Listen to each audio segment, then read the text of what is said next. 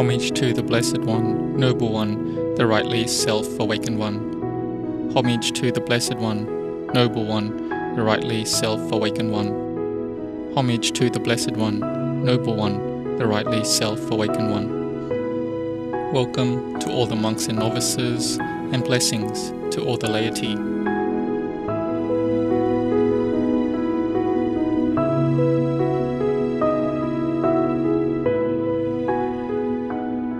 Today is the anniversary of the important day in the Buddha Sasana, the dispensation.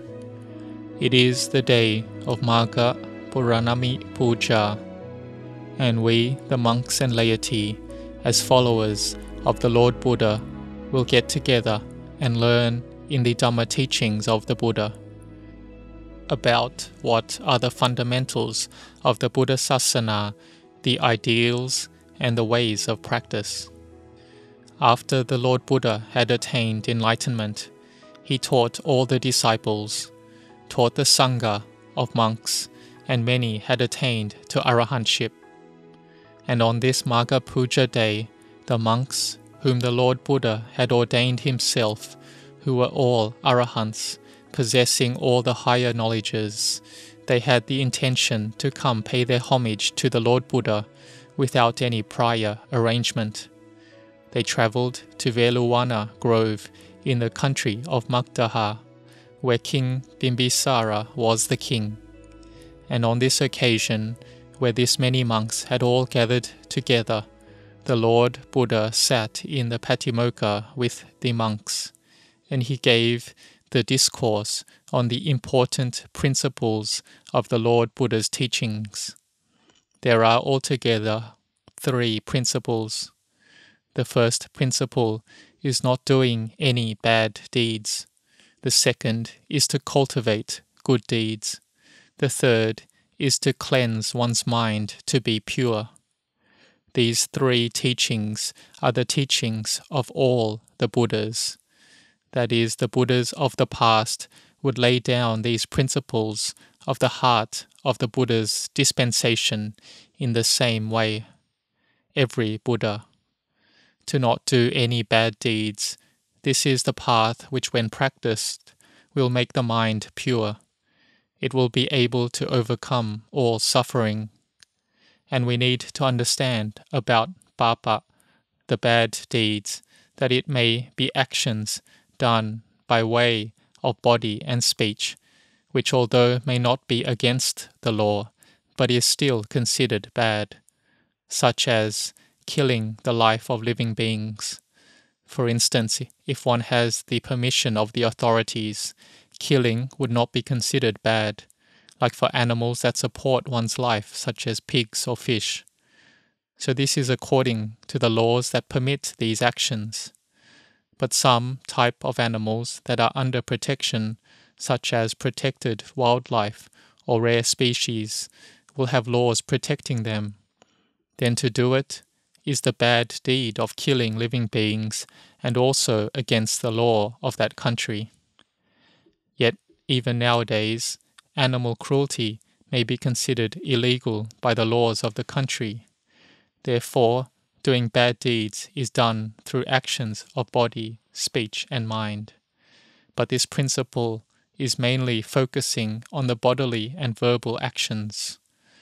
But if we have self-sacrifice, have metta, loving kindness and compassion, we have generosity and sharing with others, then doing bad deeds is difficult to do, because our goodness supports us. Like we do dana, giving regularly, we have self-sacrifice, and we give up our selfishness. So even though it may be difficult and competitive to earn a living to support ourselves and our family, we still don't harm others, and we don't take advantage of others when we seek our wealth. When we do not harm or take advantage of other people, then our livelihood and occupation will be correct. So even being a layperson, this then falls under the principles of practice that is able to escape suffering. So be well restrained in your actions, in giving up bad deeds. But it is not that we are determined to do it and then we'll be able to give up those bad deeds automatically. We have to have effort and be diligent in giving up the bad and unskillful. When the unwholesome arises, then we are diligent to give it up. The bad deeds that hasn't yet arisen, we don't let it arise. We are diligent in training our mind like this constantly. The second principle is the principle of cultivating all the kusala, skillfulness or goodness. The skillfulness that hasn't arisen, we try to make it arise. That goodness that has arisen, we are diligent to maintain it. The word kusala is about merit and goodness. There are many types of this. Helping out society, giving alms and keeping the moral precepts, bhavana, meditation, is all a matter of goodness. So all that is goodness is kusala. It makes our mind be at ease, be radiant, be peaceful and cool. This is about skillfulness.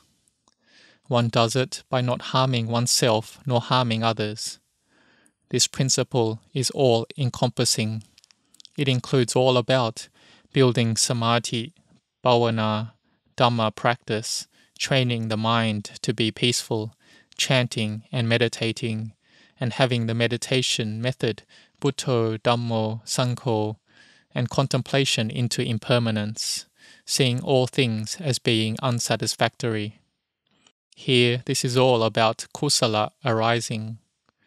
We need to be determined and diligent in doing this, and the higher skillfulness is contained within the Noble Eightfold Path, from having right view, to having thoughts of non-harm, non-ill will to others, not having delight and pleasure in the world, to doing trade with honesty and a good mind.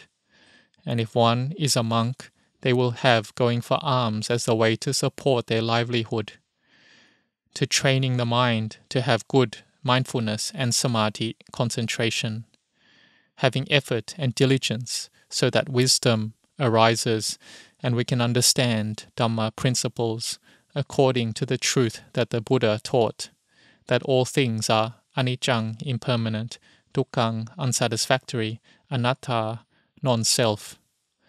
And the kilesas, the mental defilements, cover our minds to this truth. But if we can do kusala, we can do good deeds, then that which is not good in the mind will retreat. Like all the thoughts of anger, hate, ill will that arise regularly, it's because they are like an old friend to the thoughts of our mind. As for this goodness, it's like a new friend. And the greater goodness, which is very beneficial, is bhavana, meditation. And to do it, one must be very determined, because it goes against our normal feelings. It's like we are swimming against the current of the water. It is difficult to go this way, but if we are determined and diligent, then we will be able to go. It is cultivating goodness to its completion. Then it's not too difficult. Let us keep trying to do it, trying to put it into practice. And the third principle of the practice is of cleansing the mind to be pure and radiant. This follows on from cultivating goodness till completion, that is having samadhi. The samadhi that is well established, which is radiant, will be able to easily understand anything. It will be able to understand the Dhamma without difficulty. The Buddha taught the principle of the impermanence of rupa, physical, and nama, mental phenomena, and it will be easy to understand that this body is impermanent. We inhale, it is not us. We exhale, it is not us. Breathing in air, it is not us. Breathing out air, it is not us. Breathing in water, it is not us. Breathing out water, it is not us. Breathing in earth, it is not us. Breathing out earth, it is not us. Breathing in heat, it is not us. Breathing out heat, it is not us. So gathered together, this earth, water, heat, wind, element is not us. That is, rupa, form, is not us. Breathing out rupa, it is not us. Or nama, feelings, is not us. If you know this profoundly, this is the mind having wisdom. One will see there is no self, no I. The mind will be radiant, and you will understand and see Dhamma. One can see Nibbana clearly. And by practicing and training the mind to be pure, we will be able to solve all types of problems. This is because we are solving it at the root cause, which is understanding that there is no self. Because all suffering arises from the feelings that there is a self, just from this view that there is a self. So the journey in practicing to make the mind pure must begin from giving up all bad deeds, cultivating goodness to its completion, and training the mind, training in mindfulness.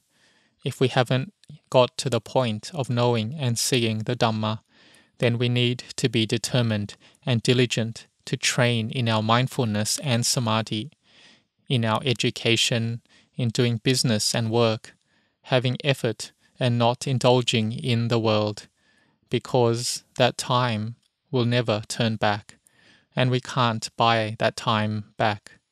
Therefore, we must not be careless. Today, we come together to chant in this puja, meditate, listen to Dhamma, circumambulate 3 times around the Uposatha hall and around this Buddha image. We remember the teachings of the Lord Buddha. This is on the aspect of merit. And doing meditation, samadhi, is on the aspect of goodness. When we practice like this, then it will lead our minds to go towards the liberation from suffering. Or if we have not yet attained release from suffering, then we will live in this world with a good level of peace. There is coolness on the level of Sila Dhamma, virtue.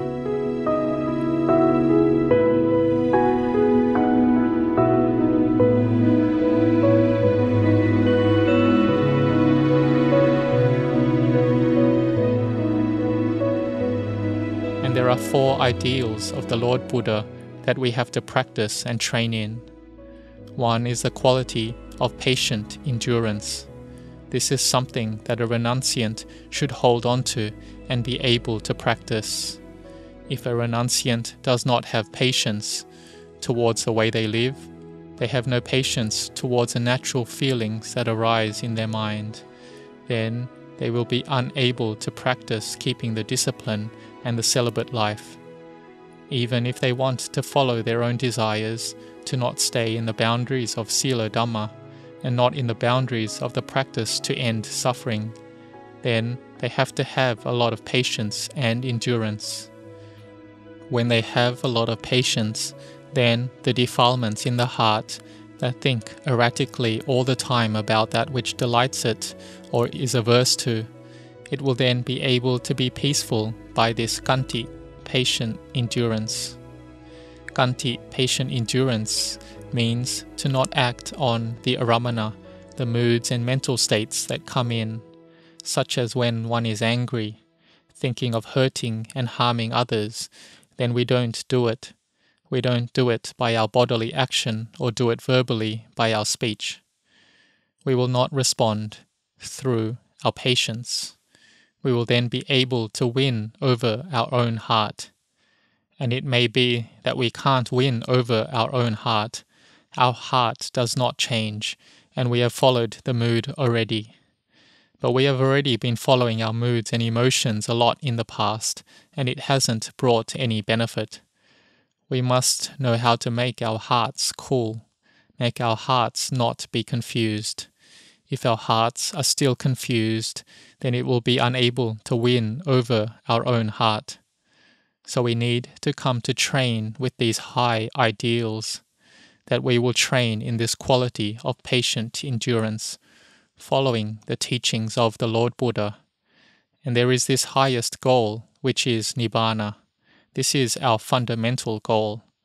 Like if we are studying, we need to have the goal of succeeding in our studies.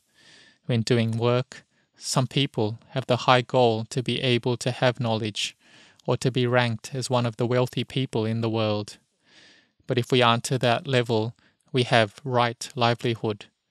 We have a good occupation that can support our life and of our family, so that we can live without too much difficulties. Therefore, goals are important. No matter what work you do, you have to have goals that you want to accomplish and not be distracted away from it. So the Lord Buddha teaches us the ideal, that we have this goal of Nibbana as the main goal. And this is especially so for the monks, who should have this goal established very strongly to be able to get to Nibbana. So you need to overcome all the obstacles that you face, overcome any laziness present, and anything that you are not serious about. You must be very determined to be able to achieve it. The next ideal is that one must not harm or hurt anyone through body, speech, and mind. No matter what the situation, one doesn't harm, one does not trouble others. This is an important ideal contained in the principles of the teachings of the Lord Buddha. When there is such an important ideal, then the practice of giving up bad deeds, making merit, and purifying the mind will be able to be done completely and be fulfilled. And even more so, being a monk, they must be a person who is intent and has this high ideal. They have a high level of khanti, patience, which can burn up the mental defilements. When we don't follow the defilements, then we take the defilements and burn them up. But if we follow our defilements, then the defilements will burn up our hearts and also the hearts of others. So because of the faith we have, we come to practice Dhamma, and we have the aspiration of gaining Nibbana, which is the highest Dhamma, and it requires patience to get through to there, practicing till samadhi, mindfulness, and wisdom arises. We must not make it difficult for other living beings. We must not hurt other living beings. This is then called being a samana, one who desires peace. They will not hurt anyone, not harm anyone. They have a mind of metta and compassion. So may you be determined. Be one who knows about Dhamma practice and cultivating the mind. If, being a monk, then know how to consume the 4 requisites in an appropriate and sufficient way, and live in a peaceful place, not talking with others with commotion. But we can see that these days, wherever you go, it is completely quiet. People don't talk to each other. Traveling by car or traveling by train, each person has their minds on their smartphone. Out of 100 of them, maybe 99 are like this. This is not calm. So lying down and sitting in a quiet place, one must put down all the sense stimulation. Be determined to train our mind, to make our mind be peaceful and be concentrated in samadhi. Make the mind be greater than the ordinary level that already possesses goodness, such as giving alms and keeping the moral precepts. But the thinking still doesn't stop. So we then practice the mind to be concentrated in samadhi, which then we will see the enormous value of the teachings of the Lord Buddha. This is the principle of Dhamma practice and of developing the mind in bhavana. So however you practice, may you all, the monks and the laity, see the Dhamma in this life. May you grow in blessings.